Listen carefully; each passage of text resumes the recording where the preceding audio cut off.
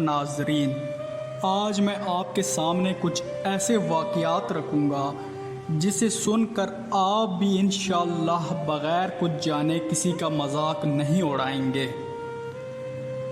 University میں ہمارے ایک پروفیسر تھے جو اپنی کلائی میں لیڈی گڑی باندھتے تھے، جسے دیکھ کر ہم سب طالبہ کی ہنسی چھوٹ جایا کرتی تھی۔ ایک عرصے بعد وائس چانسلر کے ذریعے جب ہم پر انکشاف ہوا کہ پروفیسر صاحب جو زنانہ گڑی پہنتے ہیں وہ ان کی فوت شدہ بیوی کی ہے، اس واقعے سے میں نے سیکھا کہ کچھ دل بنا بولے محبوب کی حالت کے بعد بھی الم اور درد محسوس کرتے ہیں۔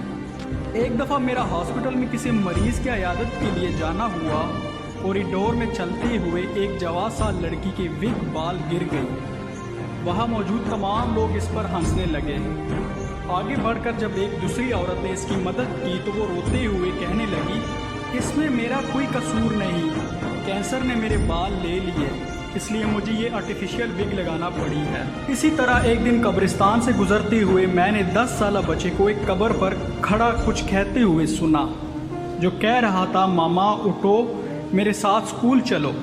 استاد مجھے تمام لڑکوں کے سامنے مارتا اور کہتا ہے کہ تمہاری ماں کتنی سست اور کاہل ہے جو تمہاری پڑھائی کا خیال نہیں رکھتی۔ دوستو، کسی کی ظاہری حالات دیکھ کر ہمیں قطعاً مذاق یا کسی قسم کا بونڈا ریئیکشن نہیں دینا چاہیے۔ ہو سکتا ہے کہ وہ اپنے اندر ہزار دکھ چھپائے ہوئے ہو جس کا ہمیں علم نہ ہو۔ ناظرین، بولنے، سوچنے اور ریئیکشن دینے سے پہلے اگلے بندے کے احساسات کا خیال رکھیں، بلا شبہ بعض باتیں انسان کو قتل کر دیتی ہیں۔ عربی میں ایک سینٹنس ہے جس کا میں ترجمہ کرتا ہوں، زبان سے نکلنے والے الفاظ 2 دھاری تلوار کی طرح ہوتے ہیں۔ غیر کچھ جانے کسی کا مذاق نہیں اڑانا چاہیے۔ کیا پتہ آپ جس کا مذاق اڑا رہے ہوں، جس بات پہ آپ اس کا مذاق اڑا رہے ہوں، اس کے پیچھے کتنے راز چھپے ہوں، کتنی اس کی مجبوریاں چھپی ہوں۔ آپ اس کا مذاق اڑا کے اس کے تکلیف میں مزید اضافہ کر دیتے ہیں۔